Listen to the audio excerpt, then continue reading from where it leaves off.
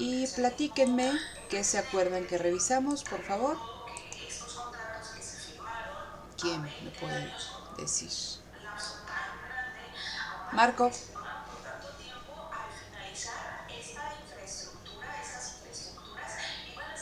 Marcos Javier, ¿estás aquí? No. José María. Sí, profesora. Adelante, José María. Ah, ¿Qué te acuerdas? pues hasta ahora habíamos revisado los enfoques que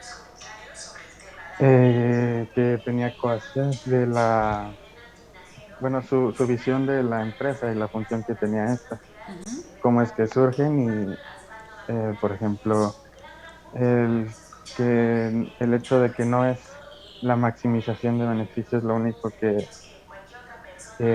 hace el motivo de existir de estas empresas, sino que es la reducción de estos costos de transacción que hace referencia. Y sobre todo, pues la actividad de la empresa consiste en precisamente reducir estos costos. Cuando son los costos de transacción eh, de los que se hace cargo la empresa similares a los que se pueden encontrar en el mercado, es cuando se dice que ya la empresa no puede absorber esas otras actividades y que por eso es lo que determina el tamaño de estas empresas. Y yo creo que eso sería a grandes rasgos lo que hemos visto. Ok, fíjate, aquí dijiste algo interesante, José María, respecto a cuál es el objetivo de la empresa como tal. En el enfoque neoclásico se habla, ¿no?, de la maximización de beneficio. Ojo, como tal, hasta este momento, este nuevo enfoque institucional que ya revisaron con Coase, que revisaron con Williamson, no quitan el dedo del renglón, se podría decir, respecto a la maximización de beneficios. Es decir, Coase reconoce que en ausencia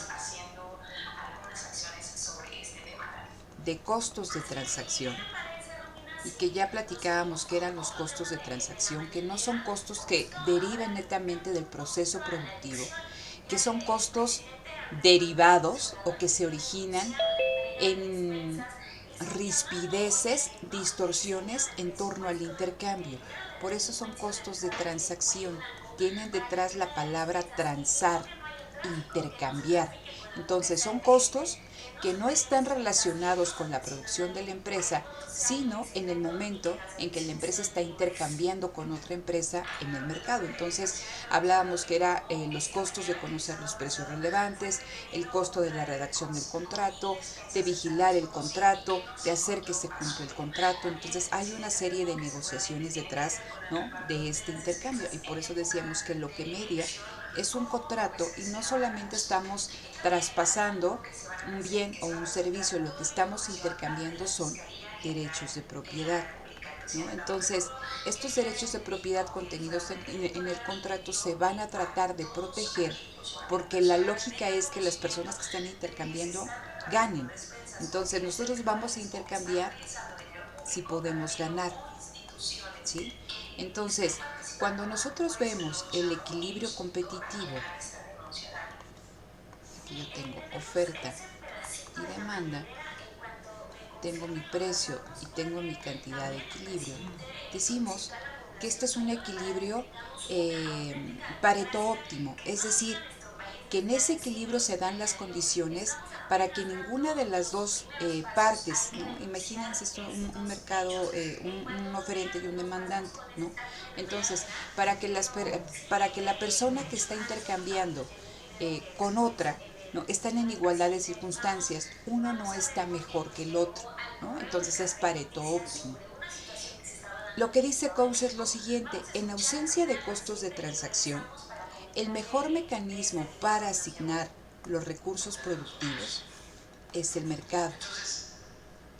Pero, ¿no?, dado que existen costos de transacción, entonces esos costos de transacción va a ser que quizá no conozcamos los precios que nos permitan, ¿no?, tomar las mejores decisiones y que esto no sea Pareto eficiente. Lo que dice Coase aquí es lo siguiente, y tú lo comentabas, el papel del contrato o lo que busca la empresa y la existencia de la empresa es minimizar los costos de transacción. Y a lo que se va a llegar no es a un óptimo, estamos llegando a un subóptimo, ¿sí? Por la presencia de estos costos de transacción. ¿Hasta aquí vamos bien, chicos?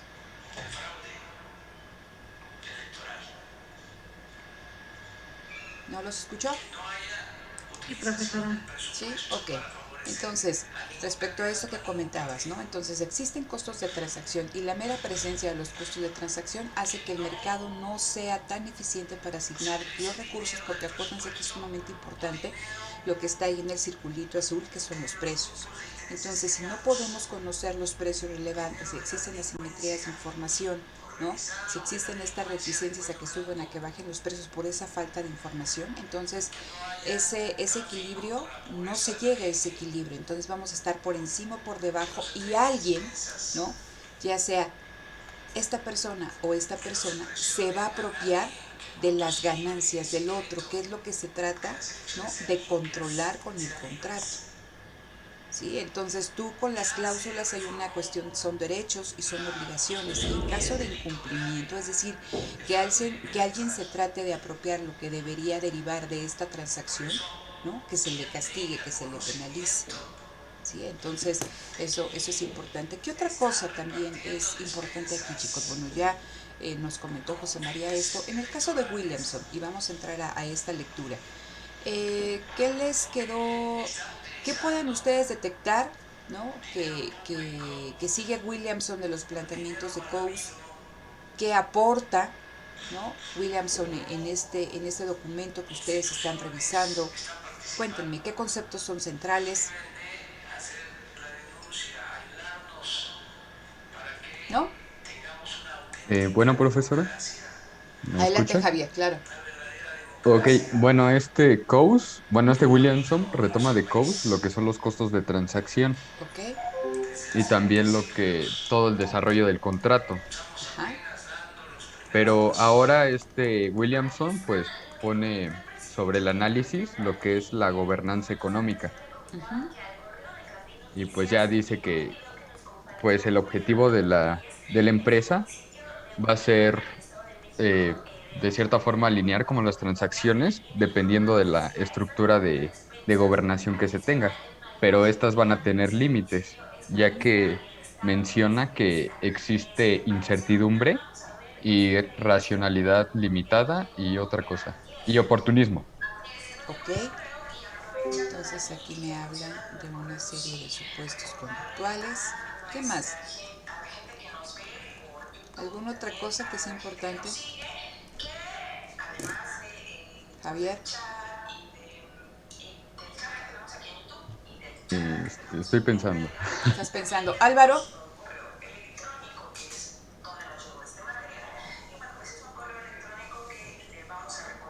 ¿andas por aquí, Álvaro? Sí, aquí estoy. Adelante.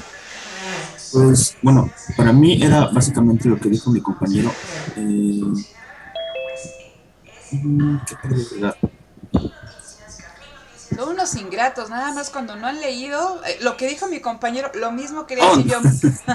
Algo, a ver, ya nos hablaba Javier de que dice, a ver, Williamson recupera el costo de transacción, el concepto de costo de transacción, recupera el análisis contractual, pero añade cosas nuevas, dice, por un lado me habla de algo que se llama gobernanza económica, me habla de algo que son los supuestos conductuales, y en estos supuestos conductuales es lo que nos decía ya Javier, ¿no? A ver, que existe oportunismo,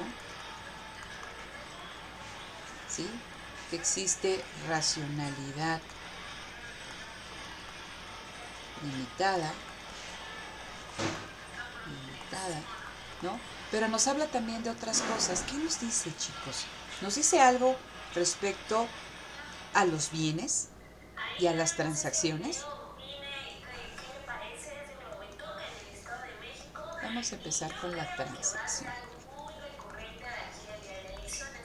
Todas las transacciones son iguales, implican lo mismo. Es lo mismo, Brian, que tú vayas a comprar una hamburguesa ahí al McDonald's o al puestecito de confianza ahí de tu colonia, o que tú compres una computadora para no sé, que vayas allá a la plaza de la computación y que compres una computadora, que te la armen, pero en específico para esta cuestión de los videojuegos. ¿Es lo mismo?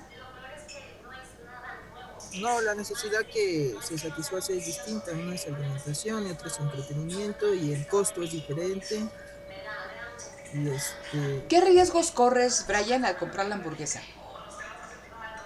que me haga daño, que la carne esté echada a perder, que, que me traten mal en el servicio, que el producto no me guste. Ok, con lo que tú dices, bueno, lo menos, ¿no? Lo peor que me puede pasar es que me haga daño y que termine en el hospital y que tenga yo que pagar por esta cuestión de la intoxicación alimentaria, ¿no? Lo mínimo es de que no me guste y que lo que más que pierde es el dinero, porque si tú vas con la persona, la compraste para llevar y dices, bueno, pues es que no me gustó, pues ni modo, ¿no? O sea, no hay aquí como que si no le gusta se lo cambiamos o no nos pague nada, en algunos sí, en algunos no. Entonces, pero lo más normal es que si no te gustó, pues ni modo, ¿no? Perderás, ¿cuánto cuesta una hamburguesa? 40 a 45, 40 no. a 45 pesos, ¿no? Entonces, bueno, pierdes 40 a 45 pesos. Imagínate entonces, cuando vas a comprar una hamburguesa, si es en un puestecito, ni no te da nada, ¿no? Que debería, a lo más te dan un ticketcito o algo así, si te dan, ¿no? Si tú te intoxicas en tu casa y regresas, ¿cómo le reclamas? ¿En función de qué? Si no hay nada como tal, salvo que te hicieran el estudio y que, o sea, etc., ¿no? Son gastos, ¿no? Son costos. Entonces, pero ¿cómo le reclamas al del puesto que te cubra todos aquellos gastos en los que tú incurriste por tratarte de intoxicación alimentaria? No tienes, ¿no? Entonces, bueno, vamos a asumir que lo que menos que tú puedes perder es el costo de la hamburguesa. ¿Qué pasa con la cuestión de la computadora? ¿No? Es una computadora que tú vas a armar, pero la quieres con una tarjeta de video específica, con una tarjeta madre específica, con cierta cantidad de ventiladores para que te aguante toda esta cuestión. ¿Cómo cuánto te gastas en esta computadora?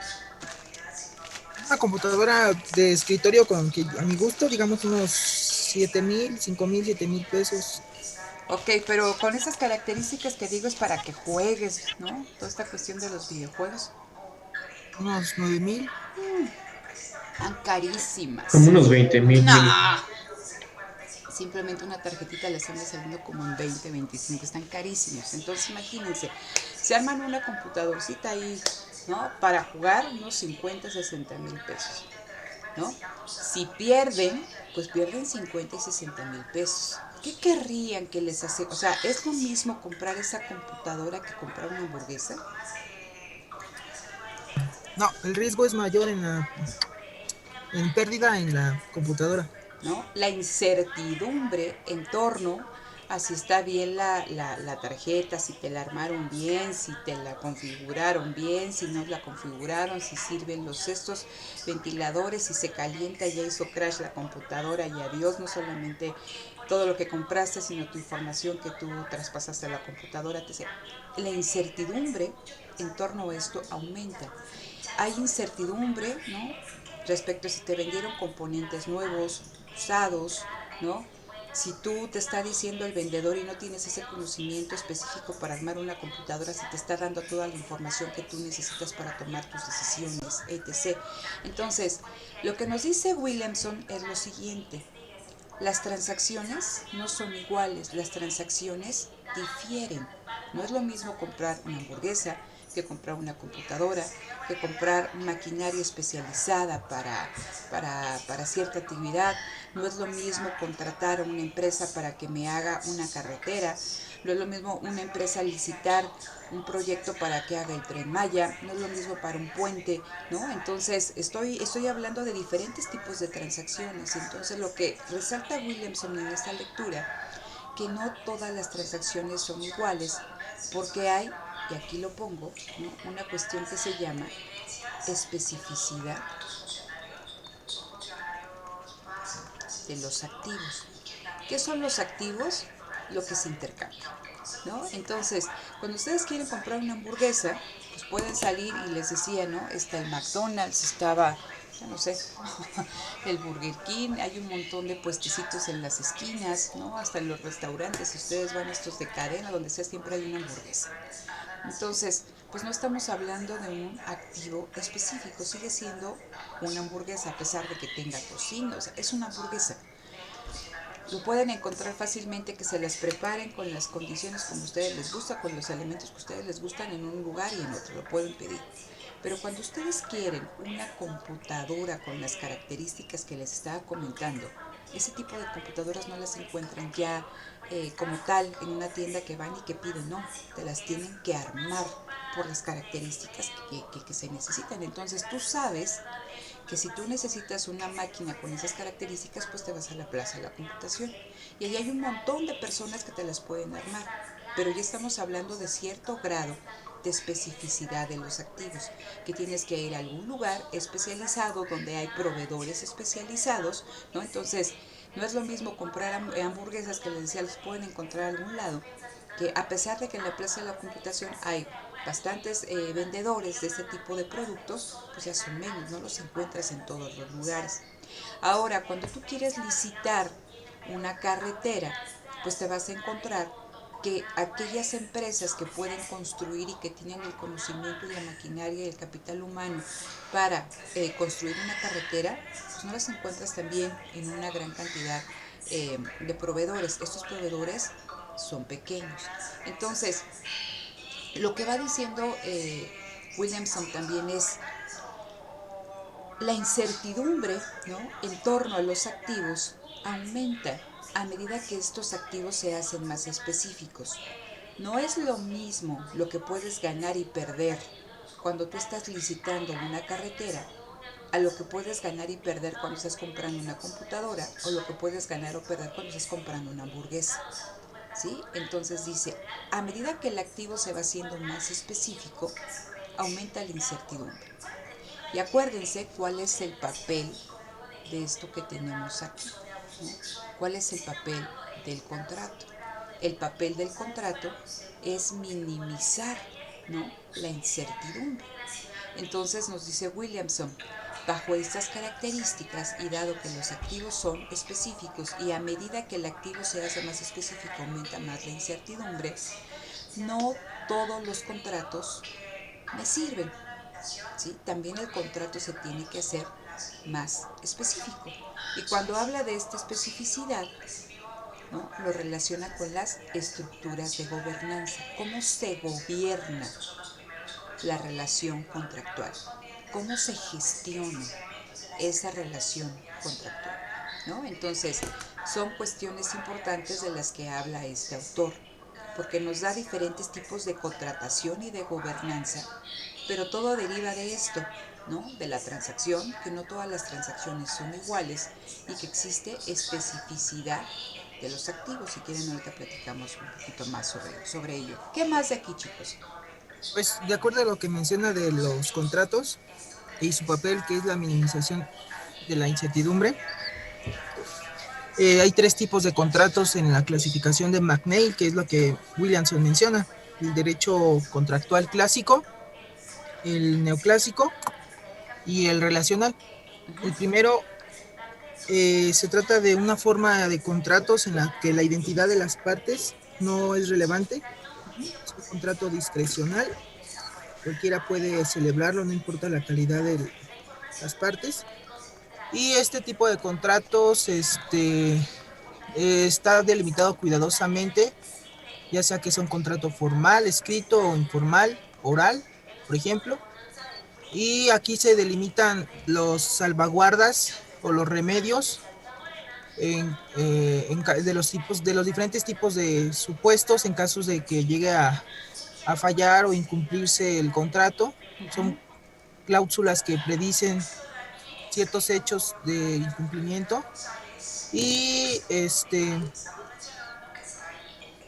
derecho contractual neoclásico, que es otra forma de contratos de McNeil.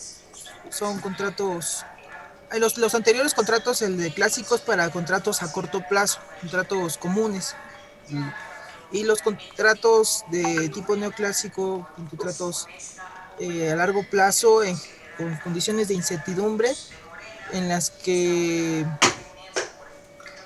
hay una presentación completa que puede resultar prohibitivamente costosa. Aquí surgen varios problemas. Primero, no todas las contingencias o hechos futuros para las que se requieren adaptaciones se pueden anticipar desde el principio. O sea, no siempre va a haber cláusulas que anticipen todos los tipos de riesgos, como el que estamos mencionando, que pueden surgir en la transacción o en el intercambio de un bien. Y en segundo lugar, las adaptaciones apropiadas no serán evidentes para muchas contingencias hasta que las circunstancias se materialicen.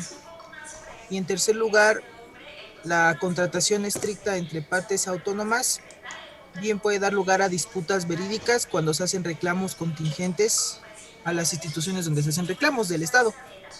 Y la otra forma de contratación es la contratación relacional, que es la que un poquito menos tengo datos, que si no tengo mucho, que es aquí la complejidad del contrato ha resultado en el desplazamiento de incluso los procesos de ajuste neoclásicos por procesos de ajuste de tipo administrativo continuo, más completamente específico de la transacción. En esta estructura, bueno, este es lo que tengo del tipo de contratación relacional, que es donde me hace falta más datos. Ok, imagínate, Brian, que se lo vas a platicar a tu abuelita, ¿no? Le vas a explicar todo esto. ¿Cómo se lo explicarías?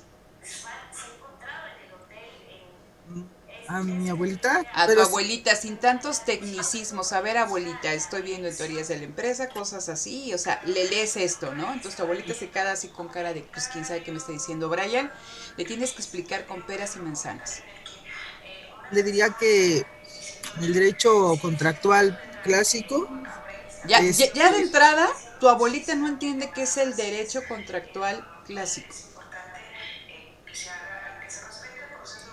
bueno, le diría que hay acuerdos entre personas en donde no importa quién realice el acuerdo, o sea, no importa el nombre de las partes, no importa de quién se trate, y donde están bien especificadas los eventos futuros que pueden suceder entre dos o más personas al intercambiar un bien o servicio. ¿A poco sí te va a entender tu abuelita todo eso? Salvo que tu abuelita también sea doctora en economía o doctora en derecho, pero ¿a poco sí te va a entender tu abuelita? Es que es muy inteligente.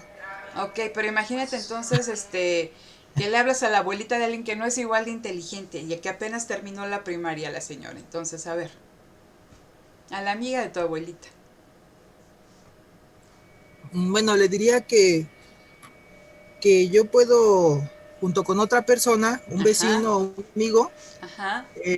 comprar un bien o un servicio, por ejemplo, un auto, Uh-huh. y que nosotros dos podemos, en un escrito que nosotros dos hagamos, poner los obligaciones que vamos a tener por adquirir ese bien y porque me venda ese bien, ese auto, y vamos a poner algunas sanciones en caso de que yo no le pague y en caso de que ella no me entregue bien el bien, o sea, que venga defectuoso el vehículo o esté mal, Uh-huh.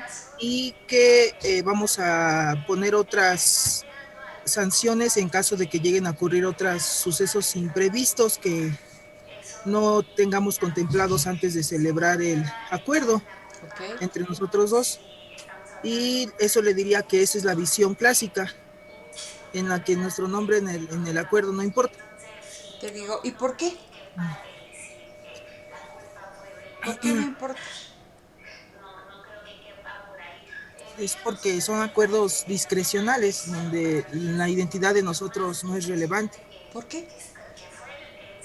Lo que importa es la transacción, el intercambio ¿Por qué? a corto plazo. Como niño de 3 años, ¿por qué? Porque lo importante es disminuir la incertidumbre en transacciones bueno, en acuerdos de intercambio de bienes en el corto plazo.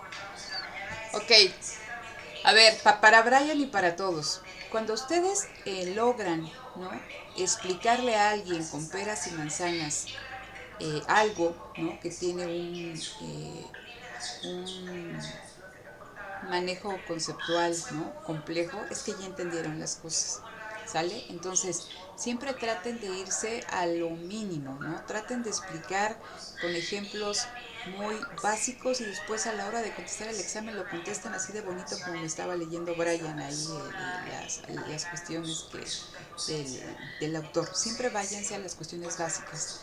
Traten de explicárselo a alguien más y si hace alguien más se le entiende, ya le hicieron. Entonces, a ver, vamos a hablar, ¿no?, un poquito acerca de estos supuestos conductuales, chicos. Lo que dice este autor es que, dice, a ver, todo gira en torno a esto que se llama incertidumbre. En un mercado de competencia perfecta, lo habíamos comentado que no existe incertidumbre, porque la información está disponible, o sea, hay información, no tiene costo.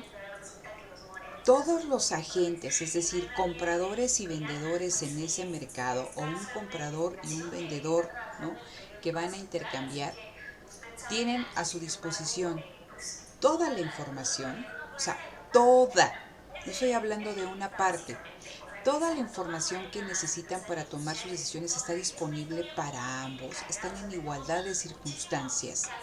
Y no solamente está la información, sino que este individuo o estos dos individuos tienen la capacidad de procesar toda esa información, vislumbrar los diferentes estados, ¿no?, a los que les llevaría si tomo la decisión A, B, C, D, E, F, sopesar y en consecuencia tomar aquella decisión que maximiza su utilidad. Y entonces se encuentran estas dos personas en un mercado competitivo y se da el equilibrio de mercado, porque tuvieron acceso a la información que no cuesta, no existen asimetrías de información, es decir, no hay, ¿cómo se llama? No funciona su micrófono, dice Marcos. No existe toda esta cuestión de que nadie sepa o que alguien sepa otra cosa que no sepa el otro, ¿no? Entonces, son cuestiones importantes que ustedes deben de considerar. Eso nos hace que lleguemos a un equilibrio competitivo y que ambos ganemos. Pero aquí nos dice de entrada que la información no está, aunque esté disponible, fíjense, no es conocida por ambas partes. Es decir, que existen asimetrías de información. Alguien sabe más que el otro. Entonces, ponía su compañero un ejemplo de que ustedes quieren comprar un auto. Cuando van a comprar un auto, si se lo compran a un conocido, ahí también tiene que ver esta cuestión de que la identidad importa. Cuando se lo compras a algún conocido, pues más o menos tú puedes saber cuáles son los hábitos de manejo de esta persona, dónde trabaja, hasta dónde trabaja, el uso, ¿no?, el desgaste que puede tener el auto, etc. Pero si ustedes no se lo compran a algún conocido y lo van a comprar ahí en un lote de autos o lo van a comprar a través del periódico o a través de todas estas plataformas que hay aquí en internet, pues la única información que ustedes tienen es el precio. Y entonces si ven un precio alto, pues suponen que el auto está en mejores condiciones que aquellos autos que tienen un precio más bajo.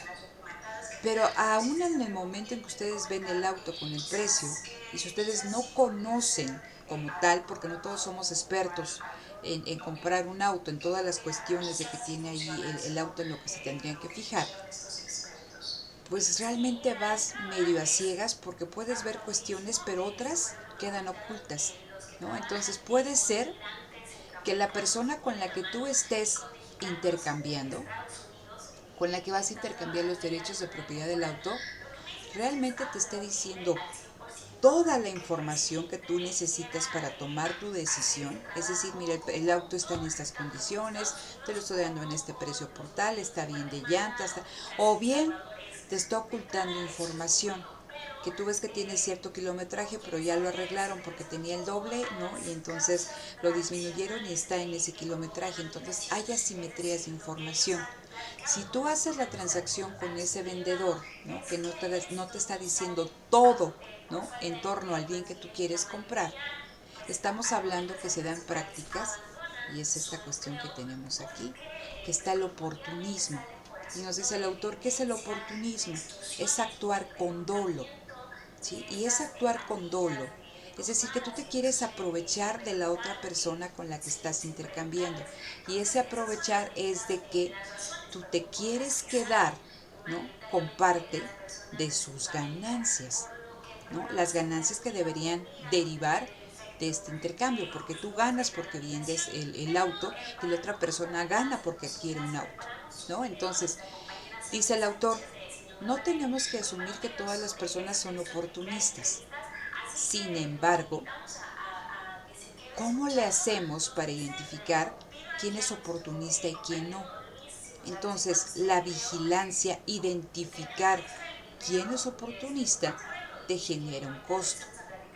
Entonces, ustedes imagínense, ¿no? Que tienen un negocio y que si ustedes ven que de repente, ¿no? Se les desaparece en una papelería que tengan, ¿no? Papel, plumas, no sé, cuadernos, ¿no? Así como que el robo hormiga.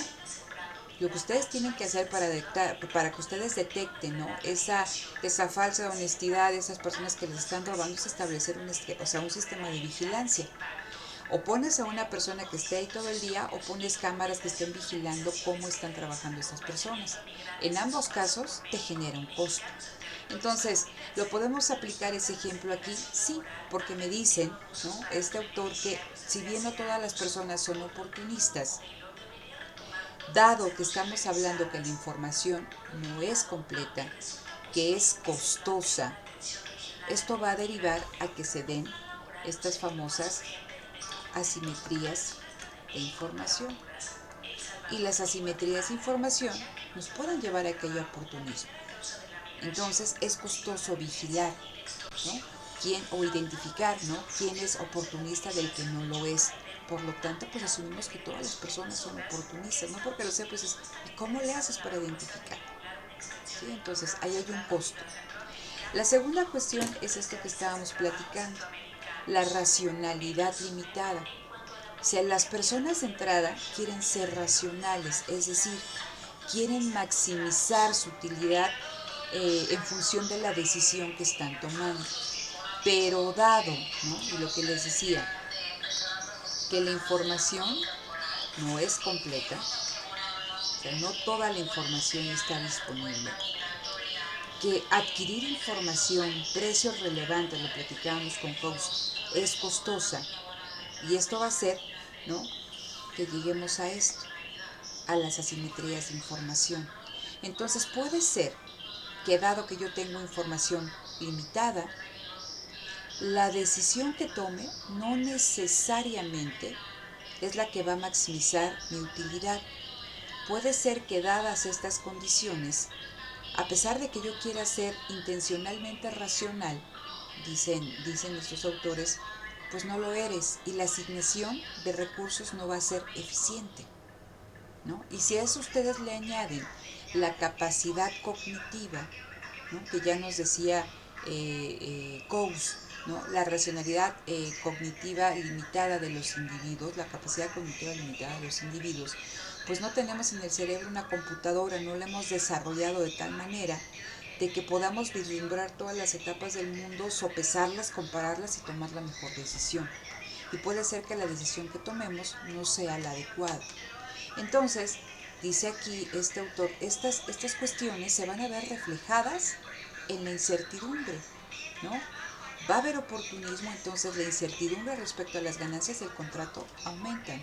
La racionalidad limitada, aunque ustedes quieran tomar la mejor decisión, tienen dos autos y dices, pues me voy por mi amigo porque lo conozco a comprárselo, pero también tu amigo te puede engañar o el conocido, entonces no hiciste la mejor asignación de los recursos y fue ineficiente. ¿Sí? Entonces, estas dos cuestiones de los supuestos conductuales del oportunismo y de la racionalidad limitada aumentan la incertidumbre. ¿Se entiende hasta acá, chicos? Sí. Sí. A ver, entonces, Brenda, platícame un poquito más acerca de la especificidad de los activos.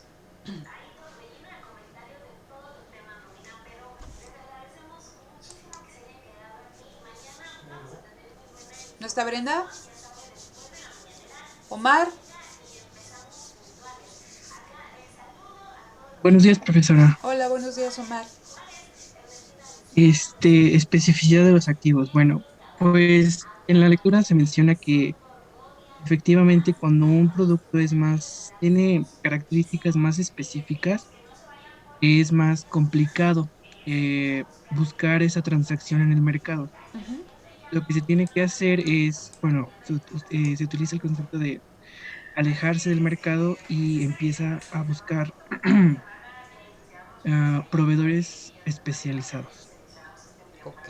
A ver, entonces, de acuerdo a lo que me estás diciendo, Omar, fíjense. ¿Cuáles son las dos opciones que tiene la empresa con Coase? ¿Te acuerdas, Omar? Sería, am, sí, absorber la actividad Ajá. o buscar, dependiendo si los costos son más caros dentro de la empresa, hacer pues, un balanceo si es más caro absorber la actividad o simplemente adquirirla en el mercado. Ok, entonces, Omar, a ver, partimos de aquí. Yo tengo dos extremos. Tengo el mercado y por el otro lado tengo la integración vertical. ¿Vale? Entonces, aquí en el mercado platicábamos que se va a dar un intercambio entre empresas especializadas. ¿Sí? ¿Sí o no, Omar? Sí, Sí.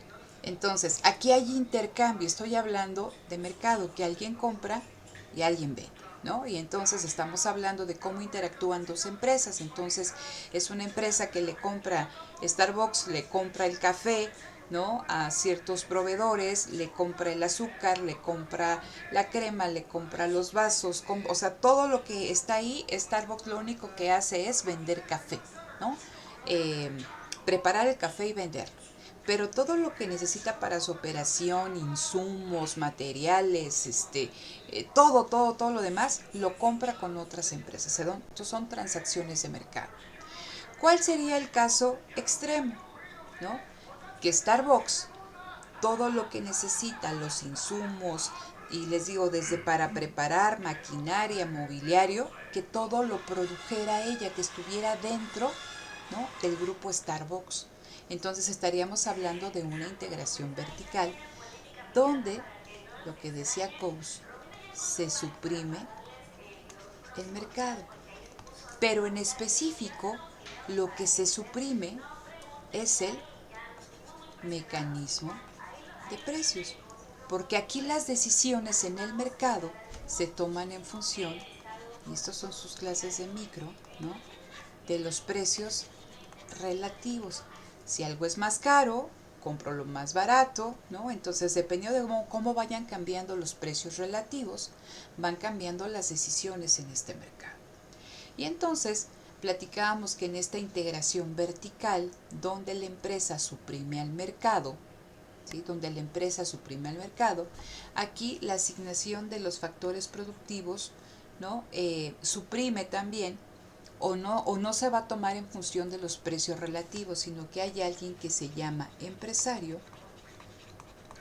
que es el que decide cómo se asignan los factores productivos. Esto ya lo vimos, ¿no? Entonces tengo el mercado y tengo, ¿no?, la integración vertical. La siguiente pregunta aquí sería, ¿no?, saber por qué se da la integración vertical. Y aquí viene lo que habíamos platicado y con lo que comenzamos esta clase, de que existen costos de transacción. Que ir al mercado y conocer estos precios relevantes tiene costo. Y que dado, ¿no?, que existe lo que platicábamos, que la información no es completa, que la información tiene un costo, ¿no?, que existen asimetrías de información y que existe racionalidad limitada, todo esto, ¿no?, todo esto y más, ¿no?, me va a aumentar o va a hacer que aparezca algo que se llama incertidumbre. ¿Sí? Entonces esa incertidumbre va a hacer que intercambiar en el mercado tenga un costo, que son estos famosos costos de transacción. Entonces la empresa, en función de, ¿no?, de esta cuestión de los costos de transacción, va a decidir si internaliza o no internaliza una actividad.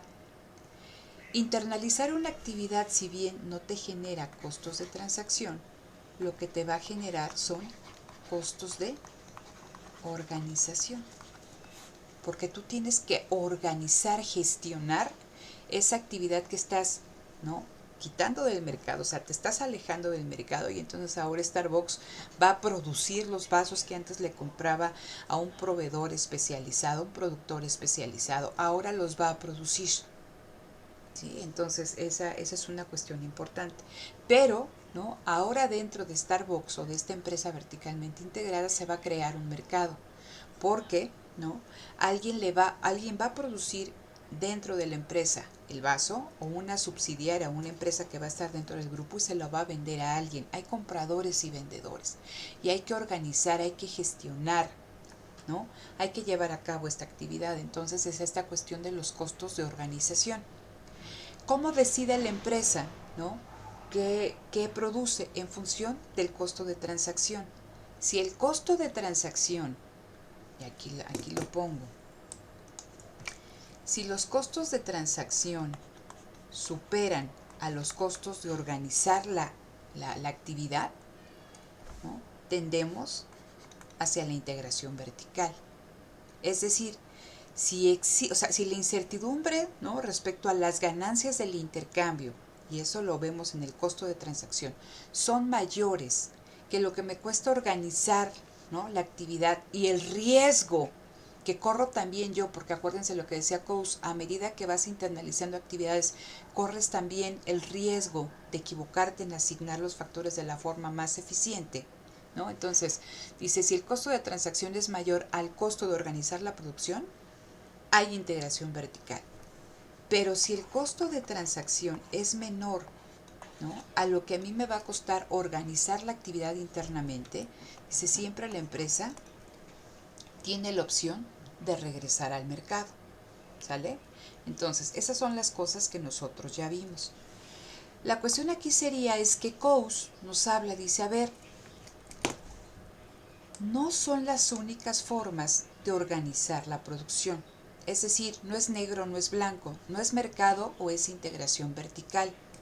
Existen, ¿no?, una escala de grises, existen otras alternativas que permiten, ¿no?, que estemos en el mercado, ¿no?, que no lleguemos a este extremo de la integración vertical, pero que nos van a permitir gestionar mejor la incertidumbre. Entonces vamos a hablar, y aquí tengo esta escala, ¿no?, de grises, ahí lo ven degradado la línea, y entonces aquí yo voy a tener, que es lo que me decía su compañero, este mercado es la contratación clásica, ¿sí? Esto, cuando estamos hablando de la integración vertical, estamos hablando de una cuestión jerárquica, donde está totalmente, donde ha desaparecido el mercado, donde lo ha suprimido la empresa. Pero aquí tenemos, ¿no?, un cierto tipo de contratación, que es la contratación neoclásica, y aquí tengo algo que se llama la contratación relacional.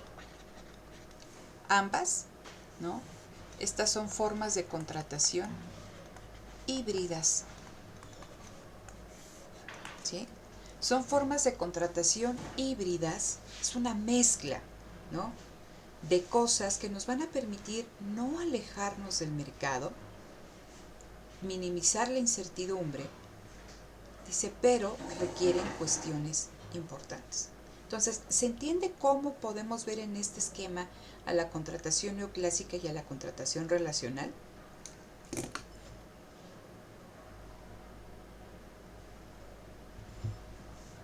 ¿Sí? Brisbane. Bueno, a mí todavía no me queda muy bien claro por qué surgen estos dos tipos de contratación. Ok, a Brisbane no le queda claro por qué surgen esos dos tipos de contratación. Osvaldo, ¿te queda claro? Raúl, Carlos.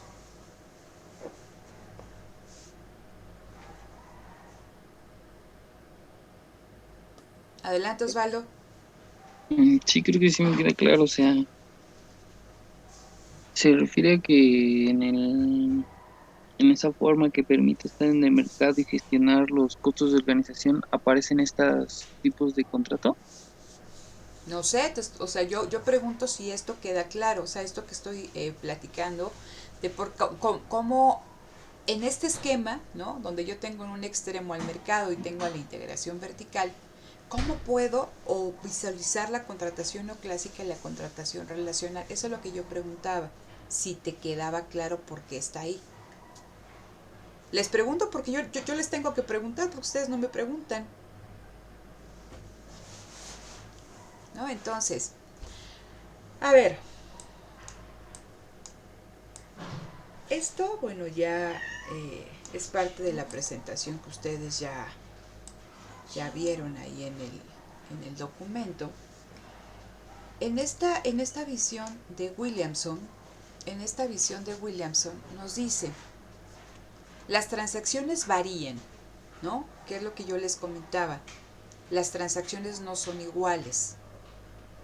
Los atributos de la transacción no son los mismos.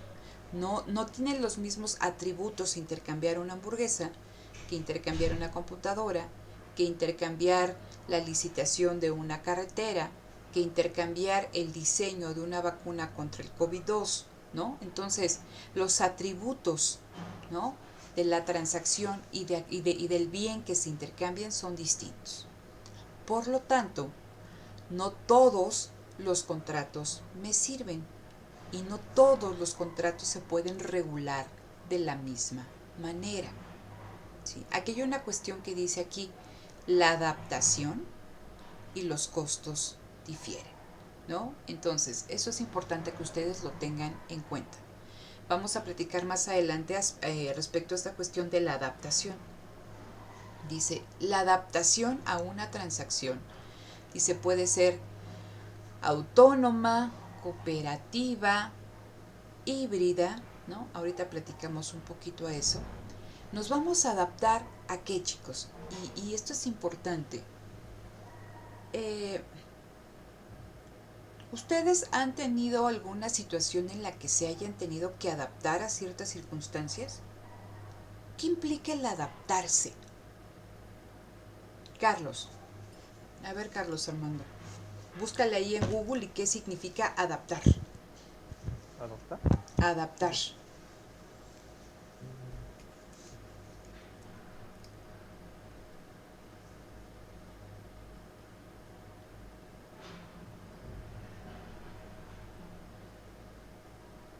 ¿Qué significa adaptar?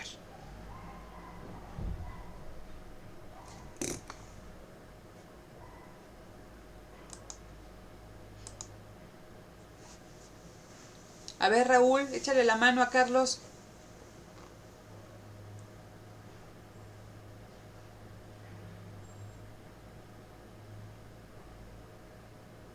Ay, ¿a poco no? A ver, ¿quién más rápido? Bueno, profesora, A ver, Raúl. dice cambiar una cosa, modificarla o ajustarla para que sea válida, sirva y funcione. Ok, adaptar nos dice cambiar, modificar. ¿Cuándo tienes que cambiar o modificar algo para que funcione? Bueno, yo creo que eso se basa sobre el panorama o las condiciones a las que te tengas que atener para llegar a ese objetivo o a esa cosa que quieres, ¿no? Ajá. Dame un ejemplo, Raúl. Por ejemplo, si tú buscas un trabajo o vas Ajá. a trabajar, pues primeramente tienes que cambiar, por ejemplo, tu hora de levantarte, tu hora a lo mejor de comer, o no sé, cosas así. Ok. Entonces,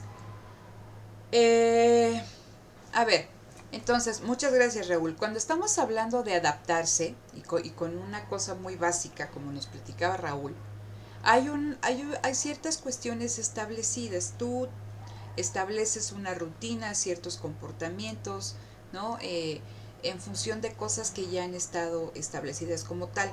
¿No? Entonces, antes de que trabajaras te levantabas a las 12, desayunabas a la 1, te volvías a dormir, hacías como que ejercicio, ¿no? Veías la tele, entonces era tu rutina.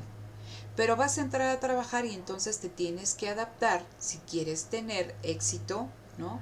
En estas cuestiones. Entonces, bueno, ya no te levantas a las 11, te levantas a las 5 de la mañana, te tienes que desayunar a las 5:30, tienes que estar acostumbrado a estar trabajando 8 horas en una oficina, etc. Y si algo no funciona en eso que tú estás haciendo, tienes que modificarlo a fin de tener éxito, ¿no? En ese trabajo en el que tú estás iniciando. Si este ejemplo lo llevamos nosotros a una cuestión de el intercambio de una transacción, recuerden que las empresas, chicos, están en un medio ambiente que no es estático, es un medio ambiente dinámico, las cuestiones están cambiando. Y entonces recuerden que hablábamos que incertidumbre está totalmente peleada con la cuestión del equilibrio. ¿Sí? Entonces, pues las cosas, gracias a la incertidumbre, al oportunismo, a la falta de información y a la misma dinámica económica, la empresa está inserta, ¿no? en este medio ambiente dinámico, cambiante, ¿no? Y entonces la transacción, cuando yo estoy intercambiando con otra empresa, pues estamos ambas en el mismo ecosistema, en el mismo medio ambiente. Entonces, cuando nosotros, ¿no? Cuando hablo nosotros, ¿no? Cuando las empresas están intercambiando y están firmando y diseñando y negociando un contrato, eso ocurre bajo un estado de las cosas conocido. Pero ¿qué pasa si ese estado de las cosas se modifica? Ambas empresas se tienen que adaptar si quieren que las condiciones, o sea, que su relación prospere, evolucione y se mantenga, ambas se tienen, ¿no?, que adaptar. Y esta adaptación también le va a competir, ¿no?, al contrato. Entonces, el contrato también se tiene que adaptar a las nuevas circunstancias. Por eso nos dicen, la empresa se tiene que adaptar, ¿no? El contrato se tiene que adaptar. Ahora, no es fácil esta cuestión de la adaptación de los contratos, porque hay intereses de una u otra parte que de una forma también se van a ver lastimados, ¿no? Entonces tienen que ver de qué forma negocian para que esa relación, esa transacción, ese intercambio, ¿no?, fructifique. Entonces, pero también de aquí depende, chicos, ¿no?, que se dé la adaptación, depende de qué estemos intercambiando. Cuando ambas partes estamos sumamente interesadas, ¿no?, en que la relación fructifique, pues te tienes que adaptar, ¿no? Tienes que buscar adaptarte. Entonces, ¿no?, lo que ustedes tienen que ver que en esta adaptación también interviene la especificidad, el atributo, ¿no?, del bien o del servicio que se esté intercambiando, que es objeto de la transacción. Entonces dice aquí, la adaptación puede ser autónoma, puede ser cooperativa, puede ser híbrida. Ahorita vamos a ver qué significa en ambos casos. Dice, en todo, lo que está detrás es tratar de economizar los costos de transacción. Entonces, dos cuestiones importantes aquí con este autor es que él ya nos habla del costo de transacción, pero nos dice, a ver, hay costos de transacción ex ante, es decir, ¿no? Ustedes pueden ver algo que se llama contrato, pero para llegar a ese contrato, no es el contrato que ustedes van y compran en la papelería, ¿no? Entonces, imagínense, si ustedes quieren intercambiar una cosa súper estándar, ¿no?, que no es nada específico, pues van a la papelería y compran un contrato. Pero si ustedes van a gestionar un contrato para la compraventa de Telefónica, pues no les sirve con el contrato a la papelería. Telefónica es una de las principales, no sé si la principal en España, ¿no? Aquí como tenemos a Telcel, es Telefónica, ¿no? Entonces, imagínense ustedes que va la venta de Telefónica, ¿no? La venden sus accionistas, alguien la va a comprar, entonces no te sirve el contrato a la papelería. tienes que redactar un contrato y en ese contrato, ¿no?, está una negociación entre la parte que compra y en la parte que vende.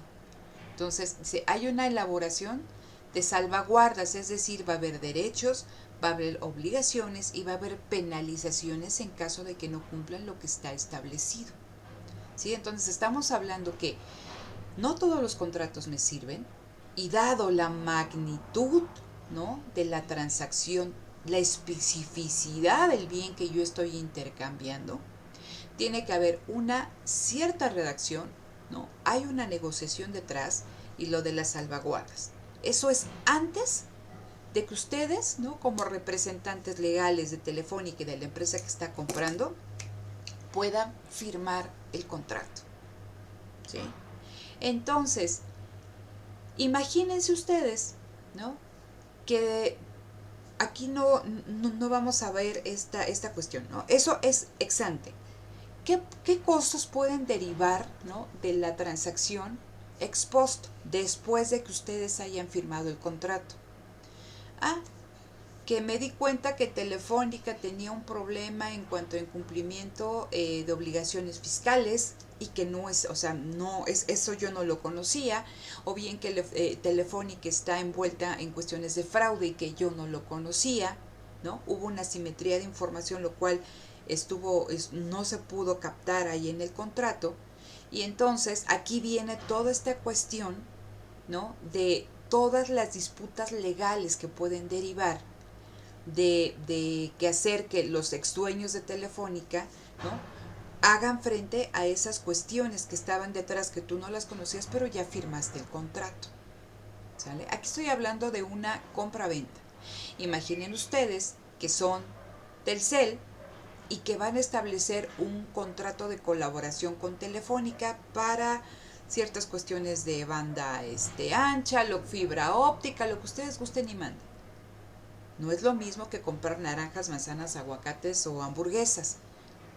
Estamos hablando de que es una transacción específica que requiere cierto tipo de redacción, cierto tipo de negociación, cierto tipo de salvaguardas en ese contrato. Entonces ya gastaste, ex ante, hay costos. Pero también hay una cuestión que se llama costos, y es en ex post, de la vigilancia del contrato. Tú tienes que ver que ese contrato se cumpla tal y como está establecido y que si las condiciones cambian, ¿no?, se puedan adaptar. ¿Por qué les interesa? Porque ambas ganan y porque el valor que está detrás de esa transacción, ¿no?, en caso de que no llegue a buen puerto esa cooperación, ¿no?, esa cooperación, pues les puede ocasionar costos muy altos. Por eso dice aquí, va a haber contratos ex post de una mala adaptación, que Telefónica no quiera cooperar, ¿no?, o que Telcel no quiera cooperar, y esa falta de no cooperación va a haber que haya costos, ¿no? Entonces va a haber regateo, disputas legales, ¿no? Y en caso de que digan, no, ¿sabes qué? Pues yo ya no hago esto, ¿no? Entonces se rompe el contrato. Lo peor que puede pasar es que por que no se logren adaptar, que no logren negociar, que termine el contrato, y entonces vienen todas estas cuestiones que necesitan ustedes ver, como cuando alguien les pega en el coche, ¿no? Y pues cada quien con su golpe, o sea, que el golpe sea lo menor, pero debe de haber, dice ahí, instituciones de apoyo al contrato que permitan asegurar compromisos, y si no los puedes asegurar, de menos hacer, ¿no?, que se cumplan las penalizaciones, etc. Entonces, este es un avance importante. Con Williamson nos dice, hay costos ex ante y hay costos ex post. Y estamos hablando que estos costos vienen de intercambiar en el mercado, ¿no? Entonces, hay costos de transacción ex ante, hay costos de transacción ex post. Siguiente cuestión que ya habíamos platicado nosotros aquí, nada más me muevo aquí. Entonces, los supuestos conductistas y los atributos de las transacciones. Ya habíamos platicado de esta cuestión de la racionalidad, ya habíamos platicado del oportunismo, ¿no? Entonces, esto ya lo habíamos visto. Y dice, los atributos de las transacciones. Dice, acuérdense que detrás, ¿no?, de toda esta cuestión, nuestra unidad analítica básica es la transacción, es el intercambio. Por eso ahí les puse, ¿no? Dos personas están dando la mano, están intercambiando, ¿no? El derecho de propiedad sobre un bien. Entonces dice, las transacciones van a diferir en la especificidad del activo que se está intercambiando, llámese bien o llámese servicio, en la frecuencia con la que se realiza, en la incertidumbre respecto a la conducta de los agentes y a condiciones tecnológicas y de mercado. Entonces, ¿por qué es importante la frecuencia? Y ahorita lo vamos a platicar aquí. Viene aquí un ejemplo. A ver, vamos a empezar por esto, ¿no? Por la especificidad de los activos. Dice el autor, ¿no? Dice, esta es la característica más importante, ¿no? Es la característica más importante, la especificidad del activo. Entonces dice, a ver, ustedes pueden ver ahí y que es el diseño, no sé, es una planta ahí como en forma de estrella, no sé qué hagan ahí, se ve como, no sé si son computadoras, refrigeradores, etc., ¿no? Entonces, ese diseño de esa planta, pues me parece a mí un diseño singular.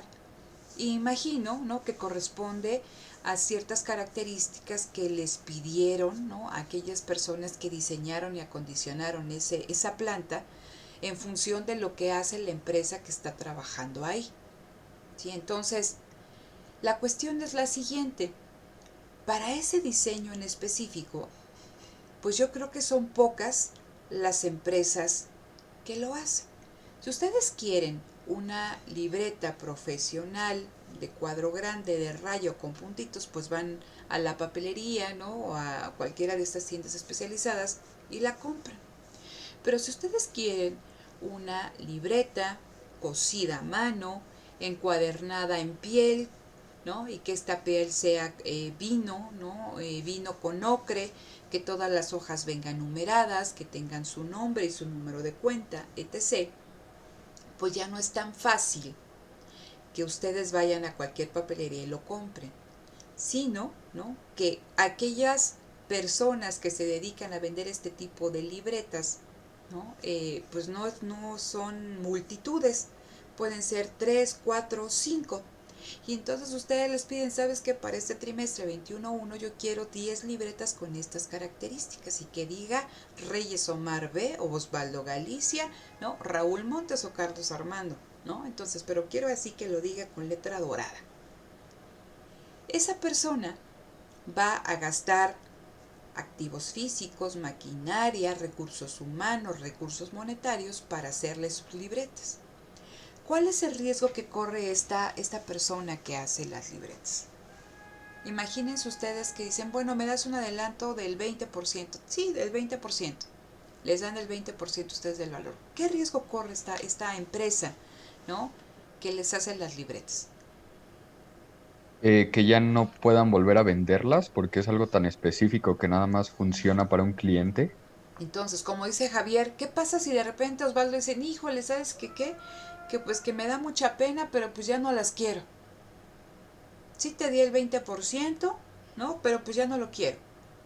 El riesgo, ¿no?, o esa cuestión, esta incertidumbre puede ser de que Osvaldo fuera oportunista porque sabía que no iba a tener el dinero para pagarlas, pero que aún así las pagó esperando que le dijeran, no, pues entonces pues ya llévatelas aunque no me pagues, etc., ¿no? Entonces, ¿qué pasa con esta empresa que vende las libretas? Que dado que dice Osvaldo, dado que dice Raúl o dado que dice Carlos Armando R., ¿no?, pues no las puedes poner ahí a la venta salvo que aparezca un Osvaldo Galicia, un Raúl Montes, un Carlos Armando R., que, diga, o sea, tiene mi nombre y sí me gusta.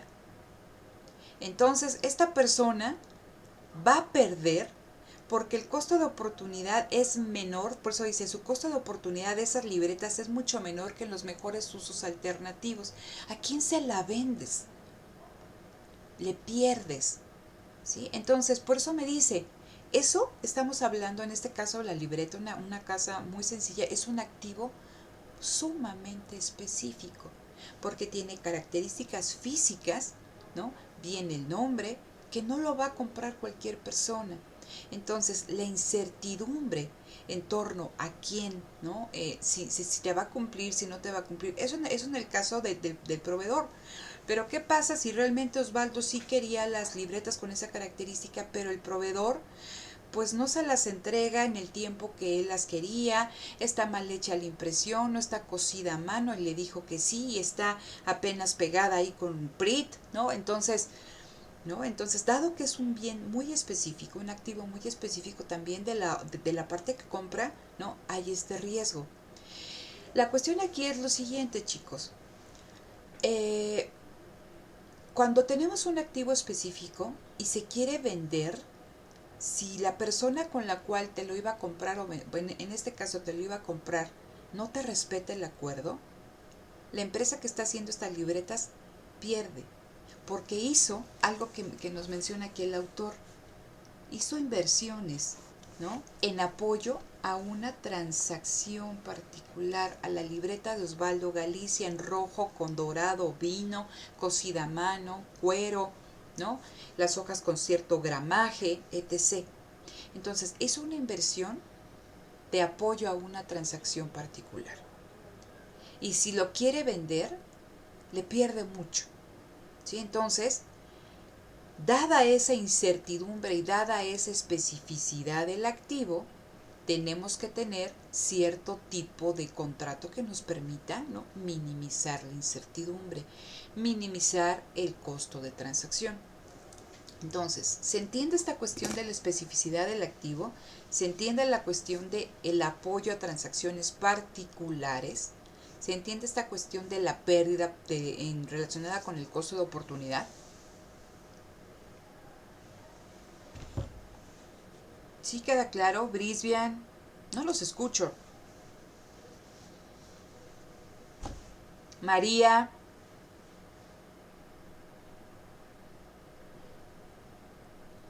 Cuestión importante, recuerden que ya viene su examen. El examen no es de redactar, ¿no? Es de que desarrollen ideas y se pregunta lo que está en los cuestionarios y lo que se explica aquí. Entonces, si no logran desarrollar la idea, pues lo más seguro es que los tenga desafortunadamente el siguiente trimestre, ¿no? En esta misma clase y a esta misma hora. Entonces, si no preguntan, estimados, ahí está el problema, ¿no? Entonces, Yo tengo una duda sobre dime, Brian. el costo de oportunidad. El costo de oportunidad es lo que en la teoría dominante sabemos que es el valor de aquello que dejo de hacer. Por ejemplo, ahorita podría estar realizando actividad deportiva, pero estoy aquí tomando clases. Entonces, el costo de oportunidad es aquello que no estoy tomando o estoy dejando de hacer, es el sacrificio por realizar algo. Entonces, ¿cómo se relaciona el costo de oportunidad con la especificidad de los activos? Es que eso no me queda claro. Ok, entonces, fíjate, dice aquí, su costo de oportunidad es mucho menor que en los que en los mejores usos alternativos, ¿no? Cuando tú ves el concepto de costo de oportunidad, te está refiriendo a la alternativa de mayor valor a la que está renunciando. Entonces, esta empresa, ¿no?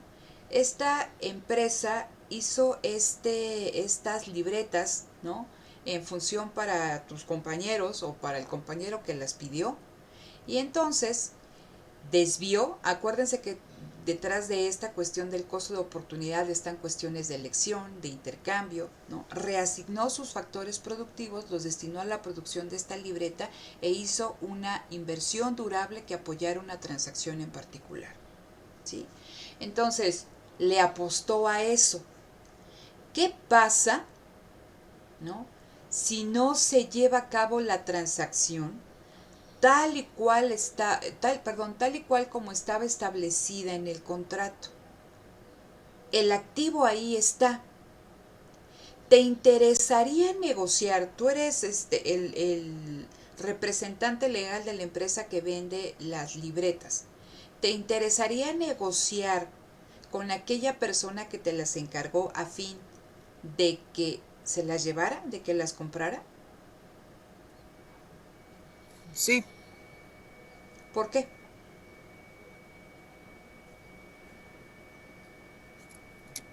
para que se cumpla el contrato, la transacción negociada del activo específico, porque ese, como bien lo menciona un compañero, ese bien no va a ser fácilmente vendible o demandado por otra persona.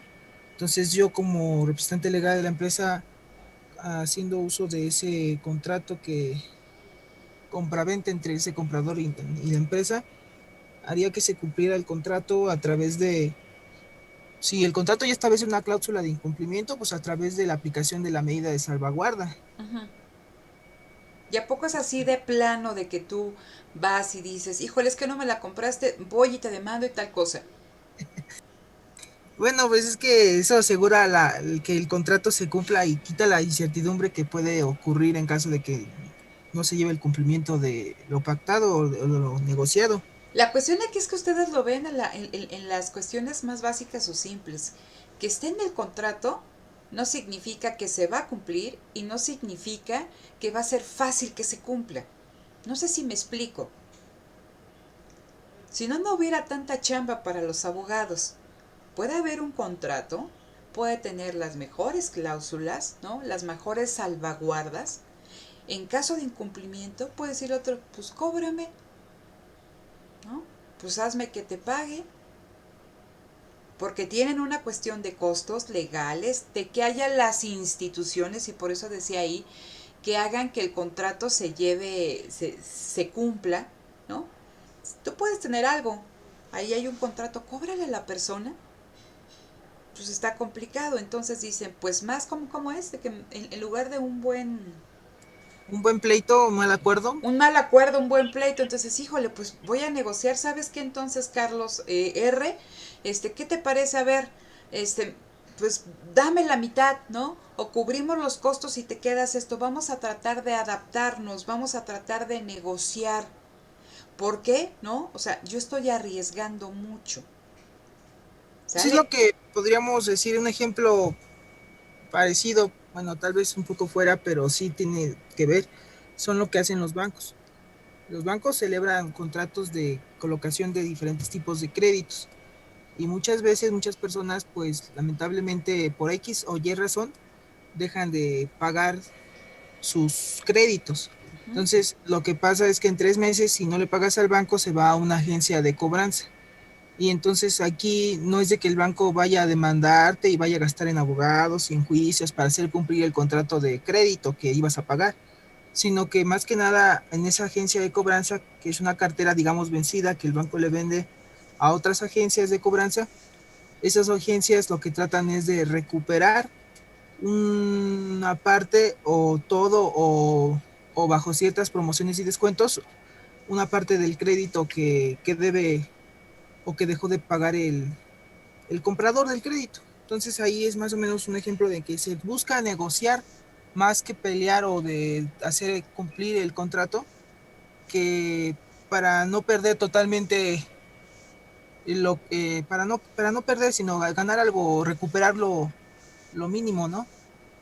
Fíjate, Brian, con ese ejemplo que estás dando del banco es muy interesante porque cuando el banco le vende la cartera vencida, ¿no? A una de estas empresas que se dedican a cobranza, el banco lo da con cierto redescuento, ¿no? Entonces, a ver, tú me pagas el 80% y y tú lo cobras íntegro, ¿no? Cuando alguien también está, toda esta cuestión de que tú tienes una empresa que necesita liquidez y tiene facturas por cobrar de sus aquellos clientes, ¿no? que le deben, pues puedes ir también con una institución y dices, ¿sabes qué?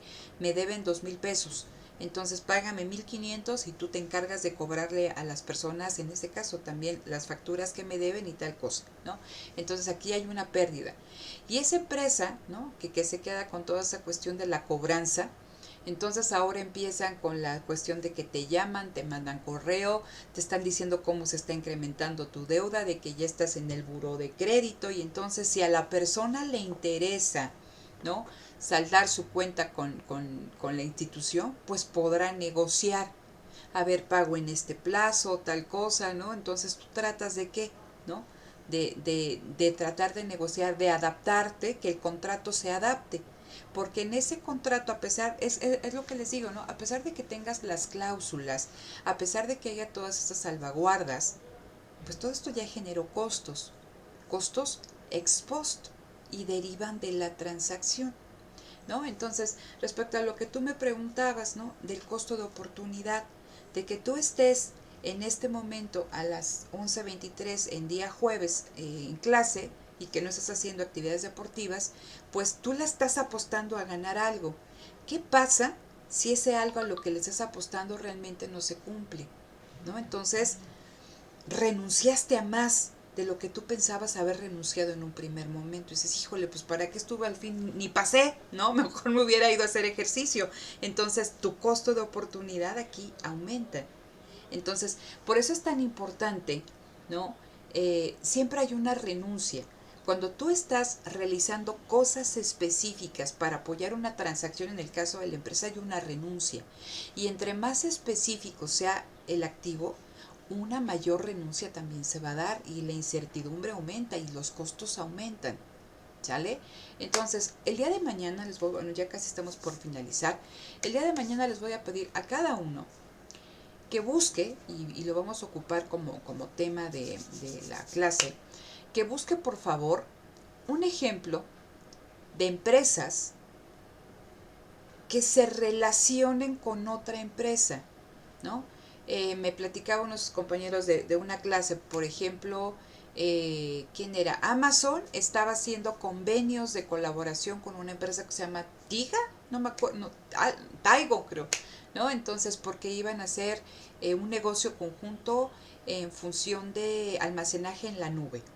Búsquenme, ¿no? Métanse ahí a páginas especializadas, les decía, está Forbes, está Fortuna, está América Economía, ¿no? Entonces métanse y busquen, ¿no? Ahí en la sección de empresas o de negocios, ejemplos, ¿no? Actuales, ¿no? Que nos hablen de estas relaciones que establecen empresas del mismo sector con empresas del mismo sector o de otros sectores. Y me las platican el día de mañana, pero sí tengan las listas. Eso es lo que se les quedaría ahí como de tarea. ¿Sale? ¿Pueden ser fusiones? Puede ser fusiones, pero me gustaría más, si encuentras algo interesante de fusiones está bien, pero me interesaría más de que no necesariamente se fusionen, sino que cooperen, ¿sale? Que trabajen conjuntamente en algo.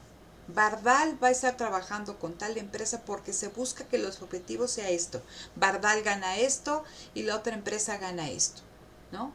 Ese tipo de noticias. ¿Sale? Yo tengo una duda también, ¿no? Dime. Es como el caso que nos mencionaba en las sesiones que estaban grabadas, que era con Continental y una empresa española que creo que se refería a Repsol. Eh, no sé si sea algo así el Sí, caso. exactamente así, José María. Busquen ese tipo de ejemplos y los comentamos mañana. Ok, sí, ya me quedé. ¿Sí? Ok, estimados, entonces, bueno, detengo la grabación.